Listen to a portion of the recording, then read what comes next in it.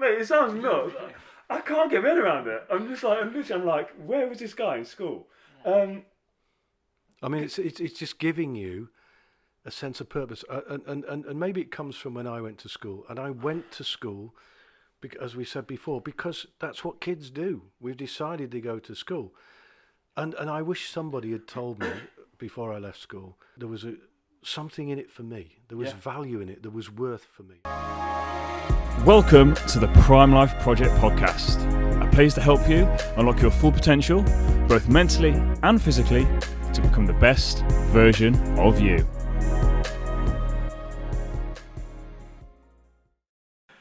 Welcome back to another episode of the Prime Life Project podcast. I'm your host, Daniel James, and today I'm back on Mikey's bus. So not quite taken over this time, but got a fantastic guest today, especially if you ever struggled in school. This is a gentleman that I would say is a pioneer when it comes to the schooling system and basically speaking out about what's currently going on. We're going to cover some really good topics here, which may be relevant to yourself. Take yourself back to the school days, or if you've got a child or someone that knows someone that's got a child, it's something that's going to be really, really relevant and a conversation I definitely think needs to be had more. So the gentleman I've got with me today is Martin Illingworth, who's an English specialist with over 20 years teaching experience and is a senior lecturer at Sheffield Hallam University and responsible for English and Drama PGCE. As an independent thinking associate, he's delivered keynote speeches and workshops across the UK and has also worked internationally, undertaking research in Cairo, Egypt, and at the University of Toronto, Canada.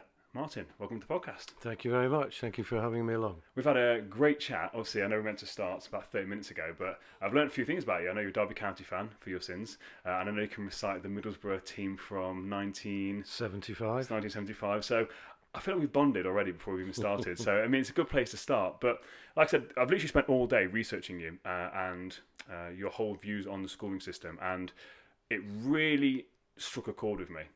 As I said, we spoke off air, like me and Mike have both struggled in school. But can you just sort of talk to me about why you've got such an interest in the school system? I know you've been a teacher, actually in secondary school, but why are you so passionate about seeing a change in the schooling system? I think there's probably a couple of things. I could have. I was a school teacher, and then I moved into working in universities, and I think one of the things was I was becoming increasingly troubled by the way that the school curriculum was being subsumed and consumed by the need for schools to deliver exam results. And this is something that's been growing over the last 20 years or so, so that schools are having to compete with the school down the road, and it's getting to the point whereby it feels almost that the kids are there for the school. So they're having to do as well as they can in examinations so that, you know, that our school can be better than your school down the road. Now, this leads to a sense that there is competition in schooling, you know, and of course the exam system means that for you to do really well, I have to do really badly. So somebody here has to leave school with qualifications that are deemed to be worthwhile. And for that to happen, other people have to leave with lesser qualifications or no qualifications. And I just thought that was a poor and very shoddy outcome for the you know, devoting a lot of time between the age of 4 and 16, you know, 12 years of education, and for me to leave with nothing. And there are children who have so many different capacities. I've just volunteered a chapter for a book that's coming out next year in the springtime called Square Pegs, and it's about you know, kids who just, for whatever reason, a whole range of reasons, they don't fit in with the school system. And in talking about that, I think I introduced this chapter by talking about this kid who I know who is an authority on ferrets. Right? If you were interested in getting yourself a ferret, this kid could tell you. He could tell you when it's a baby what sex it is. He could tell you the environment that it needs to be in. He could tell you how to feed it. He could tell you when, because ferrets get a bit vicious as they become adult. He could tell you how long you can keep it as a pet, etc., etc., etc. But of course, the maintenance and care and love of ferrets is not on the academic curriculum. And if that kid's no good at the academic curriculum, if that kid just can't get into their head, what the impact of the Weimar Republic was on the German people in the late 1930s. You give me flashbacks, by the way. You make me feel really uncomfortable just by saying that word. I've not heard that since secondary school. It's the second time you've said it in my presence, and like, each time it's traumatic for me. Well, my point being that, if you don't know that sort of narrow column of academic information that is required, then you're going to leave with nothing. And there's no indication to the adult world of what you are good at, when actually there's a young man who's got a great expertise. There's a lovely book written by a chap called Guy Claxton, where he investigates incidences, examples, anecdotes of young people who've been brilliant at things but just couldn't do school. So he talks about one young lady I think it was in America, where her school brought the mother in and said, we can't get this kid to sit down, we can't get her to concentrate. She's just always wandering about. She's always dancing about, and we can't get her to sit down and do anything. She's backward, for want of a better word. So the mother took the daughter to see a psychiatrist, and the psychiatrist had this three-way conversation, and then took the mother outside and said, "Your daughter's a dancer. Your daughter's a dancer." Yeah. And of course, the punchline, happily for the book, was this young girl went on to be a ballerina, with the New York Ballet, and the school just misses the thing, the thing that makes the kid, I call it. And when I'm working with trainee teachers, which is what I do now, and sometimes they just can't make a breakthrough with what is apparently a difficult child. And when children are behaving in ways that are not acceptable or that are uncomfortable in the room, it is literally a symptom of their dis-ease, their lack of ease they're not comfortable. And there are myriad reasons why they might not be comfortable. But it's sometimes with anything like that. So like I said to you, I'm dyslexic. So you put me in a situation where I've got to read, and I really struggle to read. That's going to cause me dis-ease. It's going to cause me to want to play up. So why? Because this reminds me of a thing on Instagram where you basically got like a monkey, an elephant, a giraffe, and a fish, and they're basically told to climb the tree. And obviously only one of them is going to be good at that, and then all the rest are going to be told. But if you say go swim, then obviously the fish is going to be the best one. Why is the schooling system like this? Why is it so backwards in its thinking? And I know it's from the industrial days, but it hasn't progressed at all. It's like society, you look at even like when I grew up, like we had a Nokia 6610 that could just play Snake, and now you've got this amazing smartphone. So technology's advanced, the world is advanced. Why is the schooling system not advanced at all? I go back to that sense of competition between schools. So if my school needs to be better than yours, the only way of demonstrating that is through the empirical data of exam results. What that does is if, as a teacher, I've got to get kids through an examination, my curriculum is going to reduce. It's going to narrow to, we need to know these 9 things. I'm going to teach you these 9 things over and over again until you've remembered them. You're then going to go into an exam and regurgitate those things, and you're going to get a good score. Now, there are lots of problematic things about that. Not least of all, of course, is that big business doesn't want their leaders to be people who can do what they're told, and not be thoughtful and creative. Big business will tell you every year, we want creative people, we want independent thinkers, and the exam system doesn't breed that. But do you think that they do, though? Do you think that they really want that? These big, because my thing is, if you look at like big corporations, I don't necessarily think that they want free thinkers. My personal opinion is, if you look at the big companies, they want people that will kind of do as they're told and go along with it. But within the company's structured box, they kind of want you to free think. But if you free think outside their parameters, you're seen as almost like a troublemaker. I disagree. I think big business want, they need creative people, they need imagination, wherever you are, to move forward rather than just to repeat what you're doing. You need to be imaginative, you need to be creative. I think they certainly want those things. And I think now for a generation or maybe two, school children and teachers have been gaming the exam system. And what has happened with that is, of course, that the generation, the children, understand very well the limitations of examinations. They know that they're not a measure of their capacity. They know that they're not. It's this game of highlight this, highlight that, know these things, write them down.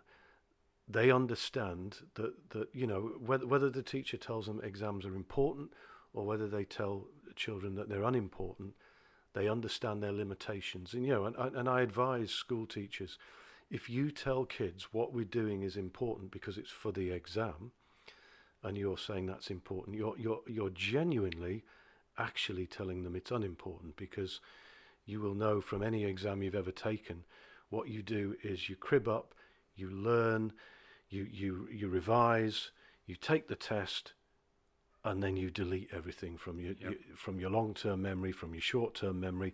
Potentially, you probably burn your books in the garden as well. But that is the understanding of the value of the examination. And I think an education needs not to have this kind of sell-by date. Age 16, you're done with education. And we need to be involved in lifelong learning, particularly because an education in school today cannot offer an education that lasts for life. When I went to school in the 70s and 80s, there was maybe a reasonable expectation at that time, because we're only ever as bright as we are. You can't see in the mid-70s the AI revolution that's going to happen to the world. There was a reasonable expectation that the education that was on offer to me would last me a lifetime. I'd be able to read, write, speak, listen, be numerate, etc. But now it's very clear that the one basic skill that people need to take from being at school is the capacity to learn, unlearn, relearn. Yeah, and doing it quickly as well. Because I think that's one of the biggest things, isn't it? Like, especially with the shift in adult life, the adults that struggle are the ones that can't shift. They're stuck in their ways with anything. You see it with adults nowadays with the whole coronavirus thing. The ones that thrived and survived were the ones that, when this happened, they were able to step back, critically think, which I think is a skill we could talk about that's been lost. Critically think about it, remodel something, reshift, adapt, and then go at it again. The ones that struggled were the ones that were like, oh my God, what do I do? They've then changed their life for coronavirus, and now the world's open back up again. They're then struggling again because they're so used to being at home that they can't reshift again. I think that's a thing I haven't really thought about, but that's a massive thing. That's a skill I really think that would be valuable, which I'd never really thought about. I mean, one of the things that young people tell me in the research I've been doing recently that is hugely important to their businesses is digital proficiency. Well, in from when I was a school child, I have an O-level in computer studies from 1984. 1984, right? So that's basically before humanity at large. You haven't got laptops, you haven't got phones. Was that like a calculator? It was just these huge machines with buttons the size of your head that did nothing, and I've had to learn and unlearn and relearn, and of course the coronavirus and online teaching threw me into the world of Zoom and various other digital platforms for holding meetings, and I had to learn fast. And genuinely, the rate of change is faster than it's ever been. And this notion that that comes from 2 or 3 generations ago, that if you go to school and you do well, you'll get a good job and have a nice life, just isn't true anymore. And as I say, the education that you're offered in school will not last you a lifetime, because things like how we're literate, how we're numerate, the jobs that we need to do, the jobs that are going to disappear, it is changing at an enormous rate. And presently school is a little off the pace. I've got a quote here from you which I absolutely love. It says we must offer children an education of hope, that their lives right now have purpose and delight, and that the future looks bright. I think that's absolutely amazing. Like, that sort of summarises it. I want to just kick back on a few things you've said, because you've said some amazing things. The first thing that's really stood out for me is that kids are there for the school. That's how the whole thing is played out right now, and that's really struck me. When it's not like, do you mean the school's there for the kids? That's the whole purpose of what schools were there for. But I think it's been lost somewhere along the lines. But as you said, because they're pitted against each other and they don't really care about the kids are a means to an end to get the kids, to get the teachers a promotion maybe, or get school more grant or funding or something like that. Well, it's about kudos, you know. If I've got the best school in the area, I'm going to attract plenty of good quality, for want of a better word, kids. And more funding maybe as well? Potentially more funding. I mean, that if you think about some of the tests that school do, so at the end of primary school, children are engaged in the spelling, punctuation and grammar test. So age 10, 11, they have to look at 59 technical terms of grammar, some of which, you know, at your ripe old age and at my ripe old age, I've never needed ever. And a lot of year 5 and a lot of year 6 is subsumed in this preparation for this test. And the test forms part of the measurements of school. You know, league tables, this school is so good, this school is not so good. Now, I ask you, have you ever been asked for your primary school results in adult life? No. So therefore, it has no tangible value to the children other than this very early exposure to grammatical knowledge, which, as we talked just now about change. Well, the teaching of grammar itself is on a very limited lifespan because of the way that AI is going to change telephones, laptops. I think in the coming 10 years or so, there won't be keyboards. We were just going to talk to the AI devices in the way that you talk to Alexa in the morning, you know, to set the lights and the heating. By the way, Martin doesn't stalk me. I told him that just before it sounds a bit creepy. There, I told Martin about my Alexa. He's not just there creeping in my window every morning. Well, you say that. You say that.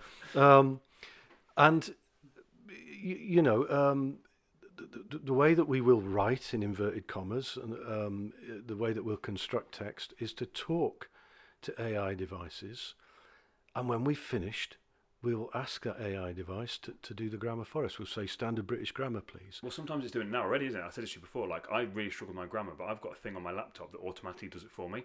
So I literally type into it my business, like what position I am within the business and who predominantly I'll be emailing, and I just type my email and it automatically corrects it to me, and it even tells me at the end, it gives me an emoji to tell me the tone of my message. So if it's direct, it gives me a bit of an arrow. If it's quite aggressive, it gives me a little red angry face. Like, it's amazing. It basically tells me the tone, because sometimes you can't tell the tone of how you're writing if you're not good at that sort of stuff. And it sort of tells me straight away, before I send the email, this is the tone. I'm just like, oh, I didn't realise that. Change a few things around, goes to happy smiley face. And all it took was a few little things to change. I think that's amazing you said that. I also think that in primary school, trying to force kids down this route is very dangerous, because, again, when you say about creativity, I completely agree, by the way. When I was talking about the businesses, I fully agree that creativity should be harnessed. I just believe that having a lot of free-thinking, creative individuals for certain members of society is quite dangerous. So so that's my biggest thing when you say big companies. My personal belief is, we're deliberately made to not be creative and think. Because I think that in primary school, kids should be left to be kids, learn how to behave in a certain manner, but I don't think they should be worrying about grammar or stuff like that. I feel like they should be harnessing their creative powers. And my personal opinion with secondary school is, I've had an argument with my dad about this. My dad's a very high level scientist and engineer, works at a power station. He's one of the top people in the world at what he does. But my argument with him is, when it comes to maths, for example, we were told, I'm 32, when I was in secondary school, you're not going to be able to have a thing in your pocket that tells you what I do. hey Google, what's this? Hey, it works out the mathematical thing for me. I'd much rather we've learned about financial stuff, about how to manage my money, about investments, interest, rather than learn about fucking Pythagoras and all these weird angles. And then my dad turned around to me and said, yeah, but what about all the engineers? And I said, if I wanted to be an engineer, I would have then gone to college to then learn that stuff, to then go to university. But what about the people who didn't want to do that? You've just taught all these people all this information. It's completely useless. I mean, that's one of the things that's taxed schools for a long time, and this is an honest conversation. What is foundational information that everybody needs, and what is specialist information? So, to sort of make this conversation easy, let's take the kettle. All right. So, foundational information about a kettle that a child needs to know, in the first instance, is that you shouldn't go near it because it could be hot, and you shouldn't touch it because you might scald yourself. Moving on from that is the application of how to use a kettle. So, speaking as a parent, I find it very useful to have children that can now make me a cup of tea.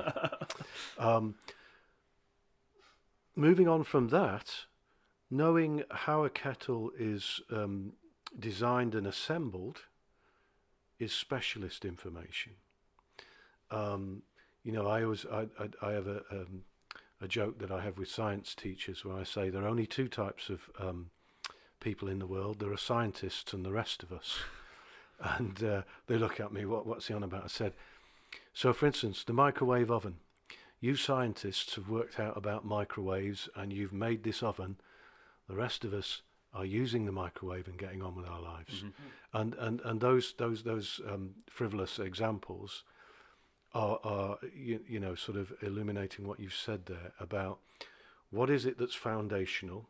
And obviously the government at the minute feels that 59 technical terms of grammar are for your 10-year-olds is foundational in supporting them being articulate.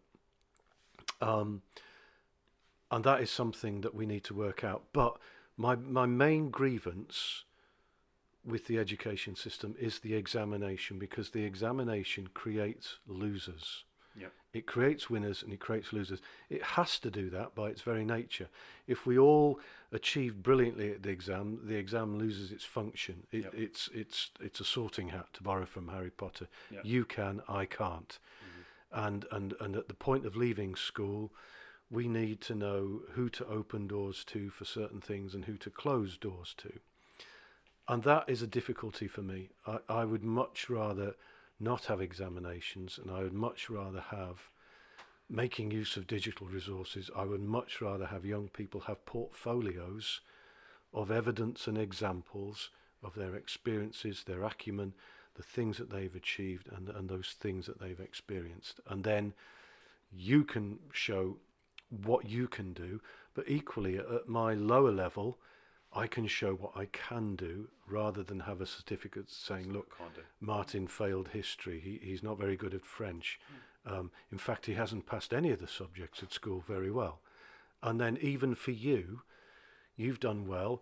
You've got a B in history and I've got a C in history. Is that really going to be a marker, because the difference between B and C might be 1 mark. Mm-hmm. You might have got a B. I might have got a C. I'll tell you a story that's in a different book of mine, which is a true story, about 2 people who are in their 80s now, a brother and sister, and they took the 11 plus to see if they could go to grammar school.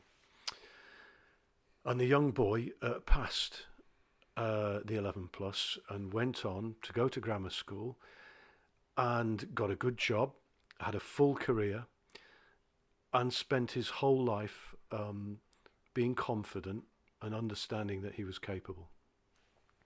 His sister didn't get past the 11 plus, went off to the technical college, and spent her whole life on the back of having failed that test, telling herself that she wasn't clever.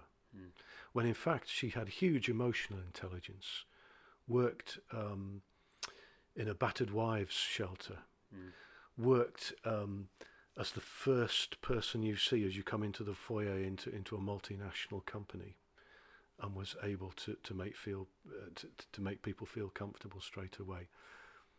But she told herself, and every time she opened her mouth, she would preface anything she had to say on a subject, "Oh, I'm not very clever, don't ask me." and blow me, the boy passed by 2 marks and the girl failed by 2 marks. But the exam and what the exam tells you about yourself, if you let it, clouds your life. I think this is the biggest thing when we spoke about why going to schools, is that belief system and that limiting belief that's then put on these kids. Because I wrote down a note here, like mental exams, mental health. Because literally from year 10, so for 2 years, these kids' life, they're hyped up for this is your life, this is your life, this is your life, this is your life. And they've got no support about their mental health, no support about anxiety, no support about any stuff that's potentially going on at home. So again, if they've got a really uncomfortable environment at home, so their entire life is built up to this exam with no support about anxiety, no support about depression, anything like that. And then, like you said, they may fail or get a lower grade by 2 marks. You've literally then said for 2 years that this is the be all and end all, and that kid will then feel like an absolute failure. And then, as you said, it's then that kid's belief system now is, I'm a failure, I'm no good. I mean, and it's a negative spiral. Schools are warming to the sense of mental well-being. There are, I mean, the trainee teachers that I work with now are offered a course in trauma-informed schools. So they you know, it can be very difficult when you're a school teacher to see the kids as anything as, you know, if you're a history teacher, they're little history doers. Yeah. Because you see them 3 times a week, they come in the door and then they go away. Yeah. And your interaction with those people on the whole is doing history and doing the curriculum. And, you know, trauma-informed schools is a great project in which you get to understand that actually children, even if they think history is like the best subject ever, they don't define themselves by the fact I'm a history doer. They're kids, you know. They want to play sports. They want to go fishing. They want to be on their Xboxes. They define themselves by myriad other things, but that can be quite tough for teachers to understand. But actually, finding, you know, going back to my expression, the thing that makes the kid the kid. I think teachers are and schools at large are getting much better at understanding that, but there is still, unfortunately, it's remedial work. It's looking after kids after they're unwell. Yeah. You know, that's when it becomes detectable, because lots of kids are very good at hiding the things. I was just thinking. When you were talking about that, and because obviously again going to the schools, I can see how easy it would be for a teacher who has basically again. By the way, this whole thing for me, like I love teachers. Like I've dated teachers. I know the amount of pressure that teachers are under, and teachers genuinely, most of them love what they're doing. But when they've got pressure from the top and the curriculum's constantly changing and they're under pressure to get all these results, I'm just visualising when you said that about this teacher that's there trying to teach this subject, and the kid that's struggling will be the quiet one. So the teacher not going to pay attention to the quiet one. The teacher can be paying attention to the ones that's being loud, or the little suck up that knows it all, and the teacher's like, oh, I like this one because they're clearly listening. But actually the one that is struggling at home, or the one that is struggling with a bit of anxiety, will probably just be sat there, and the teacher will essentially ignore them because the kid has essentially vanished because they want to just disappear, and for all intents and purposes they have, if that makes sense. So it makes it even harder to detect. It's one of the real difficulties of being a teacher, and you're right, teachers are great people, earnest, important people. But one of the great difficulties is faced with 30 people in a room, is that sense that most of them don't want to be there as well. So you've got 30 kids and most of them don't want to be there. Maybe, but it's that sense. It's not one lump of 30, but it's 30 individuals, and you're right. It can be quite easy to detect the people who are working very well academically, joining in, etc. It can be quite easy to detect those people whose academic difficulties are evident, but children don't often speak about the trauma of their lives, or indeed even the pleasures of their lives. You know, I've taught children for 5 years who suddenly English who say, and somebody else will say, oh yeah, Mikey, you do your podcast, and I'm like, what? You do a podcast? You write, and oh yeah, and they're very good at separating the fact that they write with coming to English and in a school and doing English. You know, it's a separate activity. And actually, there is endless gains for a teacher in understanding what a kid actually, what makes them tick. You know, Yeah. I'll give you an example that informs the short film that you watched. Yes, yeah. We'll put a link to that, by the way, at the bottom, so I'll get Mikey to stick that in there so anyone wants to watch that short film, because it's absolutely incredible, and I think it really encompasses what you stand for in teaching. So we'll put a link there so they can watch it as well. So yeah. Okay, well, yeah, it's what's it called, Mikey? The only fresh air is The only fresh air is outside in the yard is the right answer. You know, naughty kids come from primary school to secondary school with sometimes a set of notes. Mm-hmm. It's like an anti-CV, you know, Yeah, if you were writing a CV, you'd write all the excellent things about you. Well, this tends to be like a list of crimes, you know, and I saw, you know, as a senior member of staff, I saw this list coming in. This kid can't do this, does this badly, etc., etc., poor behaviour, blah blah blah, and I thought, you know, in year 7, when this kid was in year 7, I thought, I don't teach him, but I'll. Is this a true story? Yeah. I did not know that was a true story. Well, I thought I'll introduce myself to this child, and I said to this kid, come here, you know. I just saw him on the corridor. What? And I said, I saw a picture of you in the paper. And indeed, he'd been in the paper with this picture of a fish that was bigger than the kid, you know, and he'd won a competition. And I said, I saw you won a competition. Who do you go fishing with? I'll go with my granddad. Oh, that's good. Hey, and you caught that fish, did you? Or did your granddad? Oh, yeah, I got it. Oh, well done, son. That's good. On your way. And off he goes. And then I found out what is the thing that makes the kid the kid. He's not an English doer. He's not a geography. He's not really a school doer. He goes because kids have to go to school. That's we've decided as a society. Kids go to school, and now and again I just top up my brownie points, and I see this kid coming, and I say, "Are they biting?" "Yes, sir. Yes, sir." And off he goes. And I only have to talk to him once every 6 months. And when I get him in my class, you know, when he's 3 years down the road, when he's in year 10, and he's in this lower set group of people of very limited interest in what school has to offer, he's got a problem. He can't misbehave because I'm his mate. And I'm his mate because I take a little bit of interest in the thing that makes the kid the kid. Yeah. So he can't kick off with me because I've formed that connection. And that sense of who it is you've got in front of you is really difficult. But it's genuine as well. I think that's the biggest thing. Like, if you've cultivated that for so long, it's a genuine interest. Like, you genuinely clearly cared, and cared enough to actually, out of all the kids in the school, actually noticed him. And this is what I said, wasn't it, Mikey, when I went to one of the schools I worked in. So I basically, I always say I want to work in the troubled areas, like kids that are struggling in like low income areas. But there's one school particularly that was out when Mikey was there with me. It was about ambassadors for the school. Basically, I think they were year 10s. They basically wanted to help, and I basically was there to share insight on what makes a good leader. One of the biggest things I said there was that just the act of saying hello to somebody and making them feel visible and seen could make someone's day. And I said, for you, it's nothing. Just saying hi, how you getting on? That's it. Don't say any more. Don't have to start a conversation. Just say hi, good morning, whatever it is. That one person who feels completely invisible in their life now feels visible, and you've made them feel heard. And if every time you see that kid, you just say hi again, even if they don't acknowledge you, over time you're showing a genuine interest. That kid then feels seen by you. And as I said to these year 10s, when you're year 7, you see year 10. These year 10s are like giants. They're like gods. So like you've got this god that's then saying hi to you. It makes you feel a bit more wanted. And the same with you as a teacher. Like the fact that you actually showed, of all the kids that are there, you've shown genuine interest in this kid.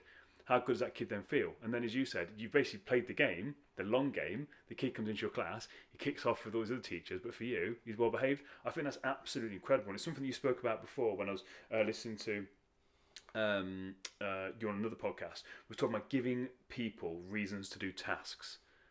And this really resonated with me. So you're giving them it's about giving them a real audience. So, for example, the example I think I heard you use, I'm probably going to completely ruin this, was about a granddad. So basically, you get one of the kids to go and interview their granddad about the best day of their life. And then they come back, and then the kid has to then create a fictional story about the granddad's best day of their life. to then go back and then read that to the granddad, and then what you've done is you've killed two birds with one stone. You've given the kid this creative task to do. You've ticked all the English boxes they need to do, but then it's actually real to them. So where's that come from? Because that's a really good idea. Like that's a fantastic thing. It's the sense that you know if you were going to write anything, or you were going to speak, there are you have to think about who am I speaking to? What's my audience? What is my purpose? Why am I speaking to these people? And the context in which this text, either written or spoken, is going to appear. That's the basic underpinning structure of writing: audience, purpose, and context. Right? Well, if you're in school and you're handing in bits of work to a teacher, the teacher is not an audience. That's all just part of the contract to being at school. Here's my homework, miss. Here's my work today, sir. And they understand that you're just going to correct it and give it back and make some remarks about it. The teacher is not a genuine audience. But if I send you away to interview your grandfather about the best day of his life, or any topic, and you go away and you record it on your phone and you bring it back and we organise it and we think about we think about it as a non-fiction text, and we think about when grandfather paused and when he laughed and when there were poignant moments, and we just talk through that text. And then we in terms of getting those English brownie points, we could potentially then change that non-fiction account into a story that's got Grandad as the central character. And then we create purpose and audience by getting the kid to write this thing out nice, maybe get it laminated, but take it, read it to Grandad and give it to Grandad. That is a genuine audience, you know. And if we're, and it's easy to do without any money being spent by schools at all, right? I'm teaching, let's take any subject, I'm teaching history, for instance. We just send the kids out across the school to ask adults maybe, or to ask kids, we're doing the First World War at the minute. What would you like to know about the First World War? What would be of interest to you? Or I'd like to know about how they managed to keep cheerful in such a terrible... Okay, I'll go and find out. I'd like to know what they ate. I'll go and find out. Oh, I've heard about trench foot. What's that? Sounds disgusting. I'll go and find out about that for you. Why did the men jump out of the trenches and start running towards where they knew were machine guns? Why did they did that? Why did they do what the officers told them to do?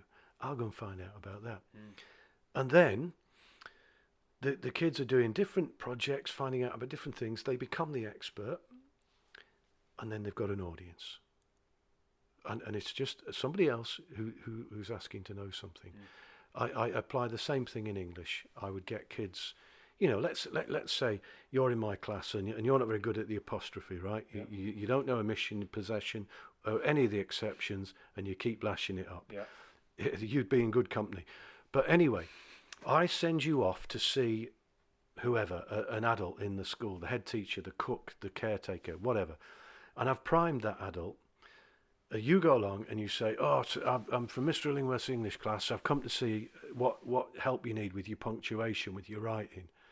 And head teacher says to you, I struggle with the apostrophe. Could you help me with the apostrophe? And you come back, head teacher's an idiot, can't do the apostrophe. We need to help him, sir. And turns out the other three kids who were having a problem with the apostrophe, they've all found adults. And now they're all back at a table in English, working out the rules. And they're making a help sheet, and they're becoming the experts. And so they make this help sheet, omission, possession, exceptions, examples.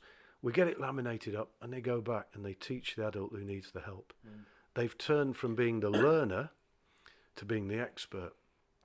And when you're the expert, it goes deep into you because it's your stuff.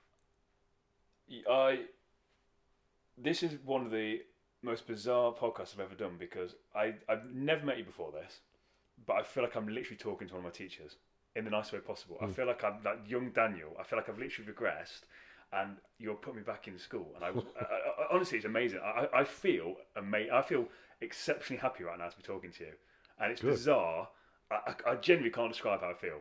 I can't put it into words. I'm just sat here and I'm just in such a sense of happiness from what you're saying, because I had a very negative time at school, like I said. But you talking to me right now, it's actually making me excited about the experience I didn't have at school. I genuinely can't describe it to you. I'm actually having an amazing time. It sounds nuts. I can't get my head around it. I'm like, where was this guy in school?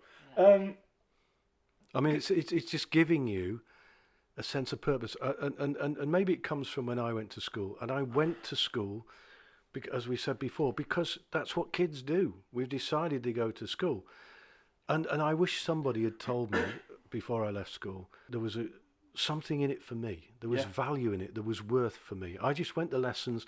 They were the annoying bits between break when I could play football, and lunch when I could play football, and afternoon break when we could keep the game going, right? And I went to these lessons, and nobody ever actually started their lesson by saying, tell you what, this is going to be an hour well spent in my presence, because you're going to learn a skill. You're going to have a new perspective. There's going to be something that might be useful when you're an adult, or something that you can do right now. The biggest thing that hit me before I went off my emotional breakdown was there something I'm learning at the minute to a business right now. It's all about story branding and basically how to position a company and how to work at your marketing with this. And this gentleman very clearly says that if you're a company and you try to be the hero, you're going to get blank. You're going to get nothing from the audience, the people, your customers, because they don't want a hero, because they are the hero in their own story. What they want is a guide. So just like with and basically talks about it's any story, any good story. So you've got Lord of the Rings. Like, basically, you've got Gandalf. Gandalf he was the guide. So basically, he guided Frodo. Like, Frodo was the hero, he was the guide. Star Wars, Yoda was the guide for Luke Skywalker. And basically what it's saying is that teachers, what you're saying here, I'm just making sure I understand this correctly, teachers are the guide.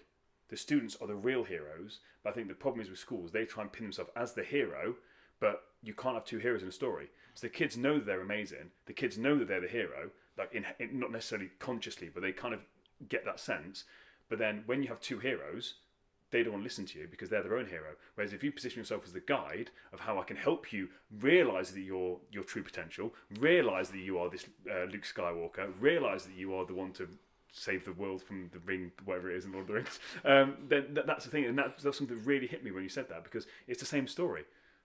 In interviewing the young people, the 20 to 30-year-olds that I was working with in producing the most recent book I wrote.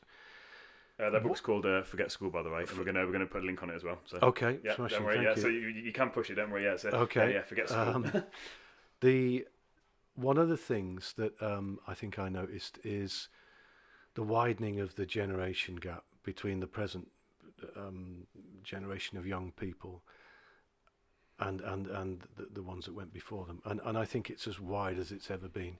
And when you talk about a guide, one of the things that interested me was when young people talk about experts, they don't really talk about the generation that's just gone. Their notion of expert is somebody who's really good at something, who's their age, and probably has a YouTube channel. Or TikTok or something like that. Yeah. That's interesting, isn't it? And that sense that they, I want to learn how to do podcasts, so I will go and speak to somebody who does podcasts, or photography, I'll go and speak to a photographer. And actually, when you were you triggered a memory of one interview with a young woman who runs a wedding design company. A really good interview that I had with this young woman, and she started off by working in a corporation, and she felt that was doing wedding design, and she felt like her ideas were just being nicked, and that actually her good ideas were being subsumed into this company, and she was basically getting paid a wage. And she thought, I can do better than this. Is this the storyline of Cruella? You've seen the latest Disney movie, Cruella? No. Basically, the storyline of that. So basically talks about Cruella de Vil and how she became Cruella de Vil, and that's essentially the storyline of that. She's in this corporation, and this woman steals all her fashion design ideas. So, okay. Yeah. Well, no, I didn't know about that, but no, this is a genuine story, and it's that sense of I can do better than what I see around me, And a schooling, an education needs to give people the confidence to be their own person. And I think that's intensely important, and that doesn't come from passively sitting in lessons absorbing information about far distant things that may or may not be of use to you. It's that interaction with audiences, with the potential to publish things. So if I'm going to write something, publication doesn't mean, having a book. It might mean doing a podcast. It might going on a blog or something like going that. on a blog, contributing to a Facebook page, just going next door and talking to the people in there and giving them help. If we're all doing GCSE, we're all doing the same book. Why can't this class have responsibility for one character and we'll go and do a presentation to the other group? That's where what you do is, the importance of it is increased because it has tangible value, as opposed to, as I say, and in your own work teacher gives it back, on we go. As an English teacher, I'm interested in this. I'm glad you sort of looped about around to this, because I didn't know how I was going to get us into conversation. So I said to you before, with my dyslexia, literally didn't read a book until I was 21 years old. Got a degree in all sorts, just by essentially memory and just look, I assume. Because all the books I was ever told to read bored me. I hated them. I can't think of a single book at any point in school that I would look back now and be like, I want to read that book. However, the first book I read was Peter Schmeichel's autobiography, because I was a goalkeeper. And I read it, I put it down after I finished, and I was so annoyed that I'd wasted so much time not having all this information. I was like, I've literally just got this guy's life. He's literally told me about his career. It was incredible. So I now will not read anything that's not non-fiction. Like I can only, if you said to me, read this book, it's my favourite book. If I don't want to read it, if you can't say to me, I'm a successful whatever it is, like anything you do, like public speaking, this book here really helped my public speaking, I will go home and I'll read that book tonight, because I know I can learn something from it that's going to help me in my life. If you say, oh, it's my favourite Harry Potter book, not interested. So my thing with this is there any way in schools, because you said there about GCSEs, we're all reading the same book, we're all doing this, would there be any use in potentially, from an earlier age, getting kids to read whatever book that they want to read? Like, and then they progress it up, if that makes sense. One of the responsibilities of an English teacher, I guess, is to promote reading for pleasure. Yes. And you can do that by even within the books that you said that bored you, the ones that were on the curriculum. They're great books, but I'm not for single. I'm not for single sex saying they're not. It just didn't ever ignite my spark. But yeah, that's the issue, But as an English teacher, I think it's about how you wrap a commentary around these books. Yeah. You've got to suggest. I mean, a lot. The government is insistent at the moment on an elderly British cultural heritage, 19th century novels, Shakespeare, etc. And actually, it's not immediately easy for diverse classrooms of children to respect those choices. A, because they're so far removed, they might as well be ancient history, and B, because in a diverse classroom, all the children in that classroom deserve to see models of success that look like them and that speak to their lives. Yeah. And those things are difficult, and of course, reading a book has so much competition in ways that children can make narratives. They can play FIFA, they can play Fortnite, they can binge watch Netflix, they can talk to each other over Facebook. Yep. We measure our lives out in stories that we tell each other about, or you'll never guess what happened on Friday. We're entirely familiar with that, and actually reading a physical book is hard work. Yes. In comparison to watching a film, yep, where you've got the visuals and you can let the thing wash over you, and you don't need every word to understand. So understanding children's reading habits is really important. I say to my trainee teachers, you need to get into Waterstones and you need to find out what is it that kids are reading, what are they interested in, what's got the movie tie-ins. Your tie-in there was football. Yeah, 100%. So, there is absolute value in children reading the things that they want to read alongside the things that we assume are culturally important. And actually, it's one of the best ways to improve people's capacity to do things like spelling, to do things like write cohesive sentences, is to read. I cannot tell you how much my life has improved since I started to read. And I've been properly dedicated to my routine in the last 3 years, 2 to 3 years, is I've actually dedicated to reading every single day. How much everything in my life has improved. I can't even articulate it. But again, I didn't know this until I've actually had the practical knowledge of doing it. It's interesting about Shakespeare. I've got a book I'm reading at the minute that's from 1916, originally written. It's written in very old English. I say very old, not very, very old, but it's some of the words don't make sense and it's just very old English. Mm-hmm. And even me, who's now a competent reader, although I'm dyslexic, I class myself as a competent reader now. I've got no problem. If you gave me something to read, I'd read it. No issues or problems at all. I struggle to read that. So then when you said Shakespeare, I instantly put myself back into the position of a kid. So here's a kid, me for example, that can't read properly. And you're then making them read something that doesn't really even make sense. Logically, it makes no sense. Like, Shakespeare doesn't make sense. I'm not saying Shakespeare was an idiot. He was a genius. The plays are fantastic. But you've got kids that fundamentally can't read properly. They're struggling, and you're making them read something that an adult would struggle to read. Why not get them to actually watch the movie or a video adaptation of it so you can hear it, but actually you can visually see, this is what they're talking about. I think that would make a lot more sense to me rather than trying to read this old stuff. Well, that is, in many instances, that's how English teachers will work with Shakespeare. Good. I mean, of That's course, not how my teachers did it, but I'm glad to. I mean, I love you. drama is in its essence, or a play script, which is what you're studying in an English classroom, is not a finished work of art in the way that poetry is. It's published and there it is in the book, or a novel is a finished piece.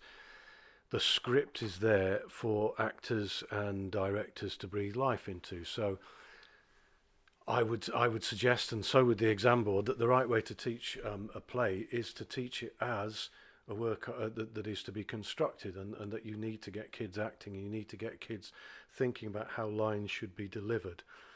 A lot of Shakespeare plays are about power.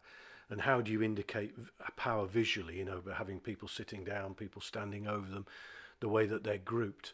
How do you change, if two people are having a conversation on a stage, how is it different if you have, because you're the director, you can add a third person who's not speaking. How does that change the conversation? How does it change the tone and the meaning of the conversation? What about the scenery? What about the lighting? What about the fact that Shakespeare didn't have scenery or lighting or even female actors to work with? Is that what makes the language so beautiful? And actually, working with the language, I mean, if you go back to the oldest written language we have in English that we have evidence of it as on a physical piece of paper is Beowulf, which nobody knows when it was written, but let's say 1,000 years ago.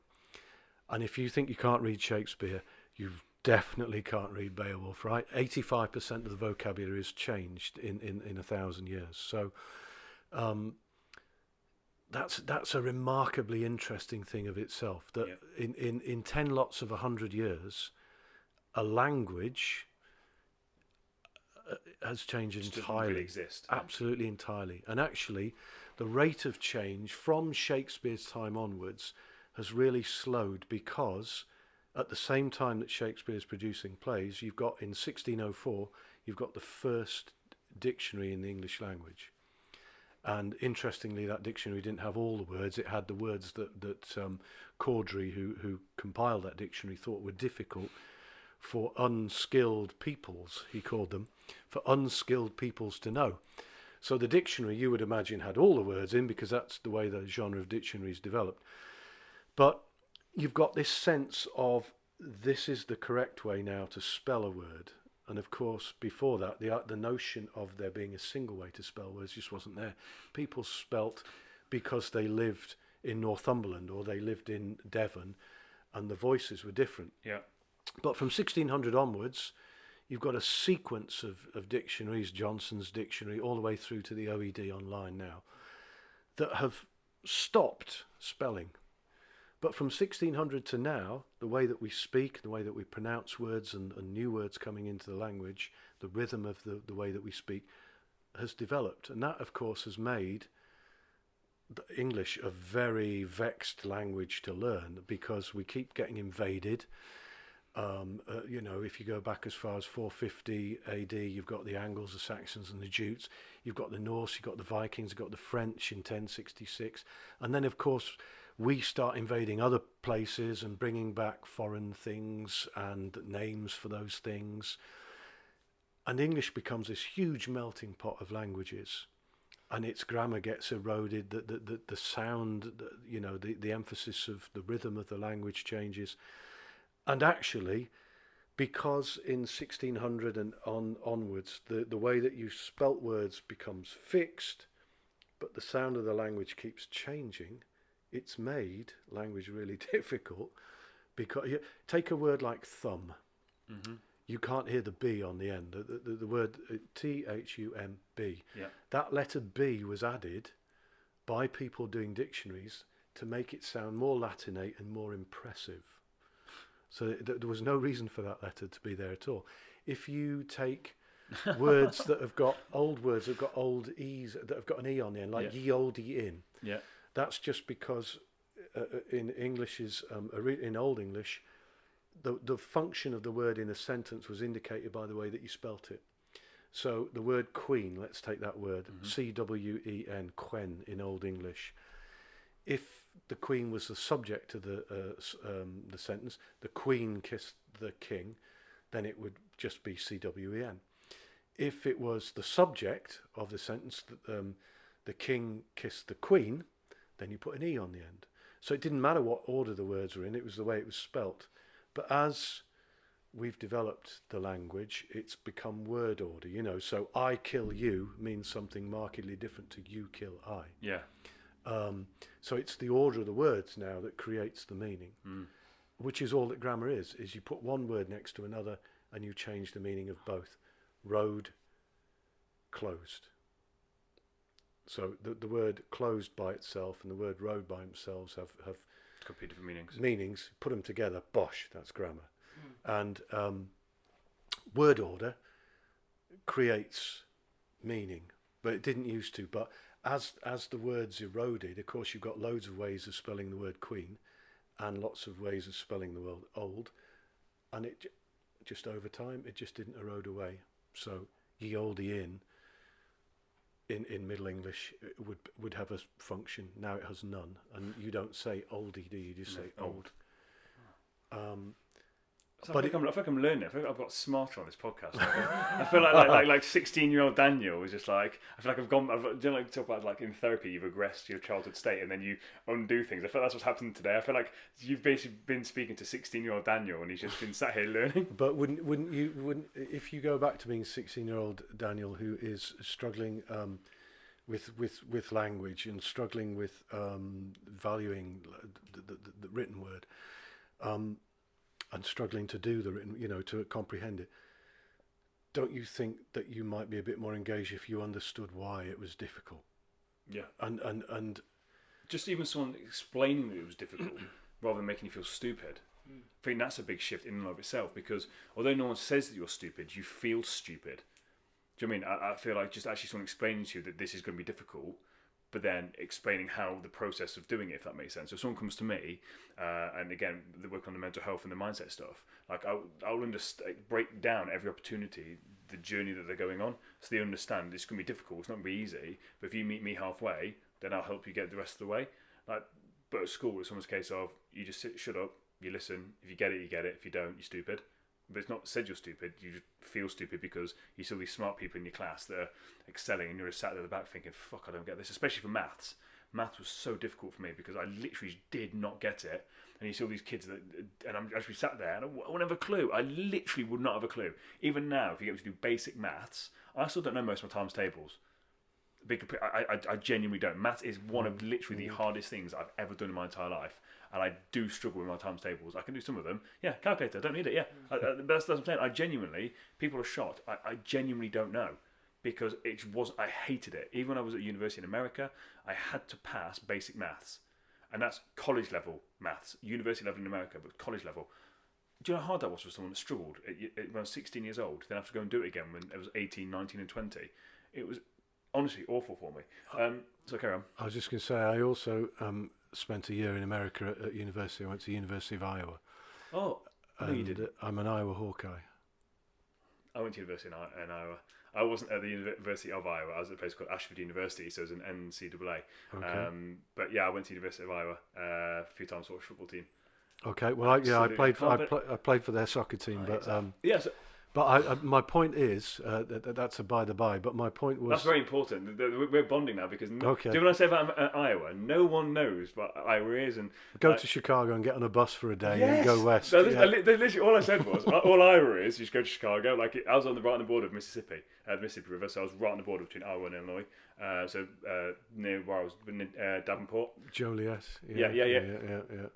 I am the only person in the world who knows where you were. Yeah, I was a place called Clinton, Iowa. So if you know where Clinton, I've been to Clinton, Iowa. Yeah. Are you taking a piss? No, I'm really not. Why have you been to Clinton, Iowa? Just to visit people. Yeah.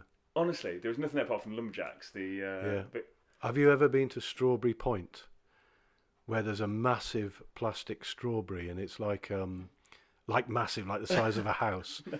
And it's got its own little souvenir shop, and it's like. Oh my god! No, and of course, Iowa's full of cornfields, isn't it? And you travel through, and then you arrive at Strawberry Point, and it genuinely is a massive plastic strawberry. I've never been there, but it's literally cornfields. All Iowa is literally cornfields, like miles and miles and miles of cornfields. Anyway, returning to the point, whilst I was there, you're taking me back to my childhood. Whilst I was there, I had the opportunity.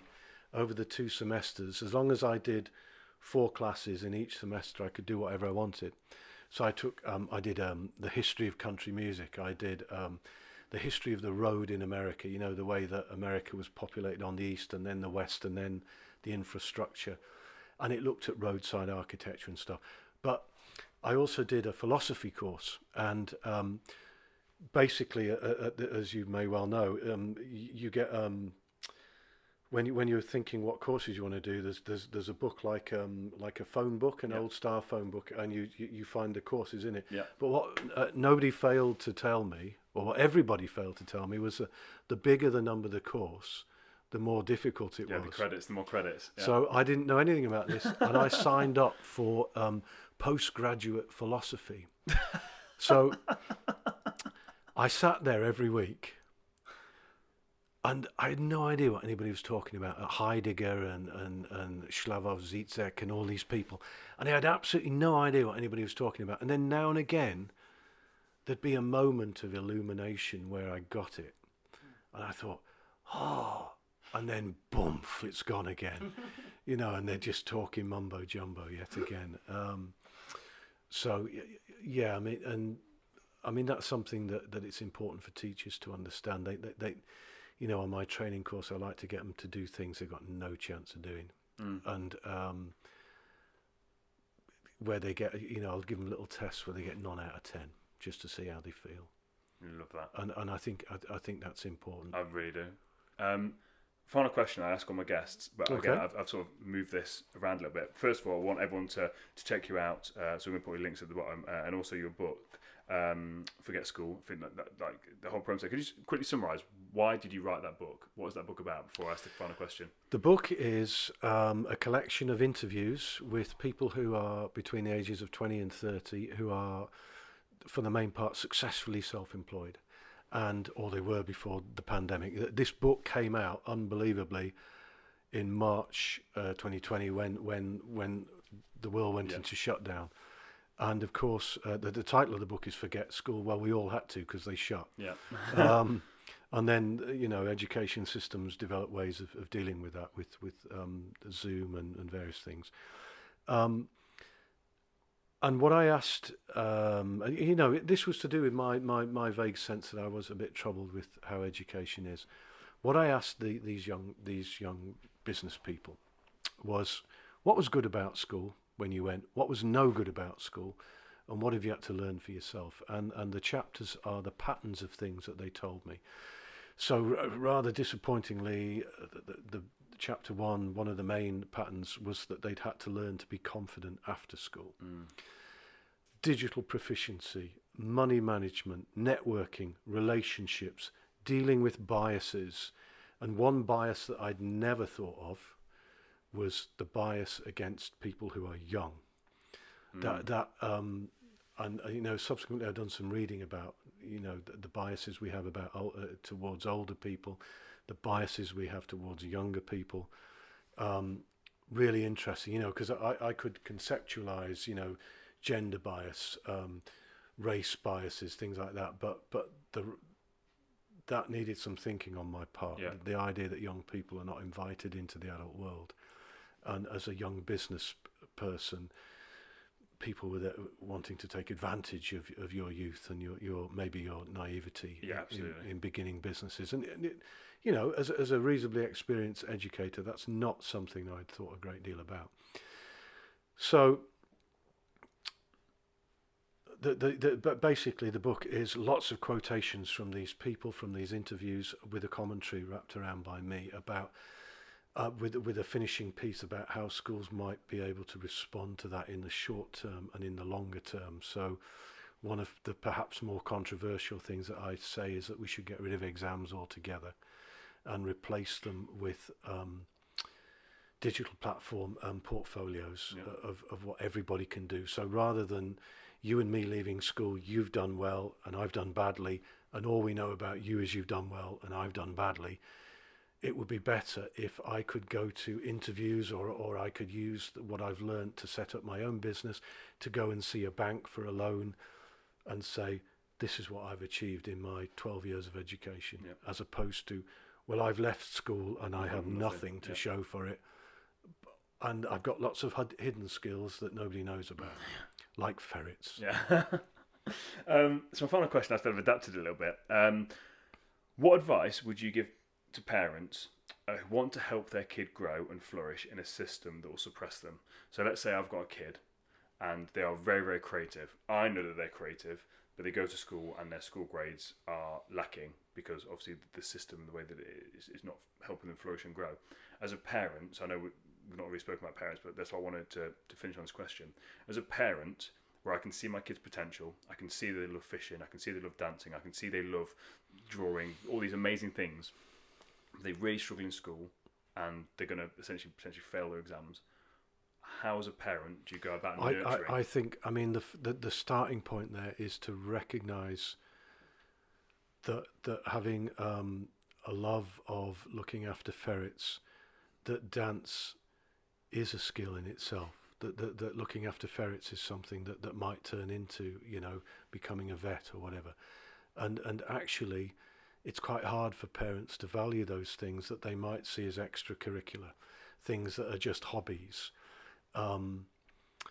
You want, if you're being told by school that your kid's not very bright, then you start putting limitations on the things that they can achieve. The school is beginning to do that, maybe. Yeah, adding limiting beliefs. Yeah. You've got to do that. To be fair, my children all achieve really rather well in school, but as a parent, I've supported them become things like musicians and graphic designers and things that, the idea that you could be a musician and make a livelihood out of that, a lot of parents would throw that out as being something that's, for a few people. I think you need to back your children in the things that they're showing you, not necessarily telling you, showing you that they have enthusiasms in. And in terms of the schooling, you need to be a partner in the conversations about the things that are being said about your children. And by that I don't mean going in and being aggressive or passive aggressive about schooling. Teachers are excellent people. They do want the best for all the children. As you described, sometimes it's the system that is, and as we talked about earlier, that is narrowing, so that the value is this very narrow conception of academic excellence. And actually, there are so many other intelligences. There are practical intelligences. You know, some people are good at playing football, at playing rugby. That's a practical intelligence. Some people are good at making a cabinet. That is a practical intelligence. Some people have emotional intelligences. Yeah. They are good at talking to people, dealing with people, sorting out situations. None of those intelligences, along with a load of other intelligences, are valued. It's this academic, and increasingly at the moment narrow idea that, you know, it's what we can remember. Yeah. And of course, remembering things is something that young people are outsourcing all the time now. Yep. And as are we all. I have no idea who anybody's phone number is, but I've outsourced it to a piece of machinery where I can go and find it. And it's because my brain doesn't need to be fettered with remembering lots of phone numbers. I also don't know what 47 times 603 is. And I could do it longhand, and eventually I'd get there, or I could just go and find it out. 2 seconds. I don't know what the quickest route to Luton is. I could look it up on a map. Or the capital of Azerbaijan. Not a clue. I can Google it. I can sat-nav it. And we are outsourcing skills and memories. And, you know, to people who dread that change, who dread change in that way, that's okay, but it's the way it's going. I think genuinely, we're talking about that. People worry about that, and I do genuinely worry about AI purely from the people who are in charge of it. For example, Mark Zuckerberg creating the metaverse, I think is literally, I've never known anything so bizarre in my life. I can't believe that people actually think it's a good idea. If you think that's a good idea, you're a fucking idiot. I mean, an absolute fucking idiot. But beyond that, things like freeing up not knowing phone numbers and all that information actually frees your brain up for other more creative things that potentially we wouldn't have had time for or space for. So again, the art of meditation is basically to create space. So actually we are now creating space because we're not remembering phone numbers or capitals of countries we don't really know. So no, I love that. This has been honestly a fantastic conversation. Where can people find out more information about you? Do you have an Instagram? Do you have a Twitter? Do you have anything like that? I'm on Twitter. I am. Who am I? I'm at Martin Illingworth. I've got too many letters, so the TH is missing off the end.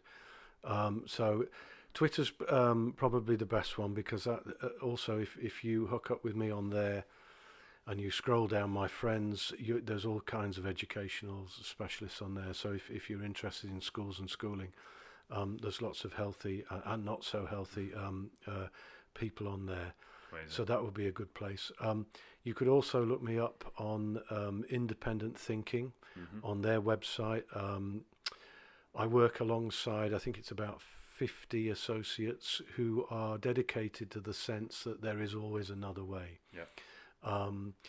Which isn't even necessarily a criticism of the status quo at the moment, but there is always another way, you know, and that if education isn't working for you, then look another way. There's at the back of my book, I've nicked as an afterthought, I've nicked a little bit from Series 5, Episode 2 of Game of Thrones. Okay. Where little Arya, our hero, little Arya, has gone to the House of Black and White. Yeah. She's given up all hope, and she wants to be allowed into the house. And a rather bizarre gatekeeper opens the gate and asks her what she wants, and she says she wants to come in. She's got nowhere else to go. She wants to come in. And he says, no, you're not coming in. And as he's closing the door, in desperation, she says, I've got nowhere else to go. And the gatekeeper rather enigmatically says, you've got everywhere else to go. And that is a stunning piece of brilliance.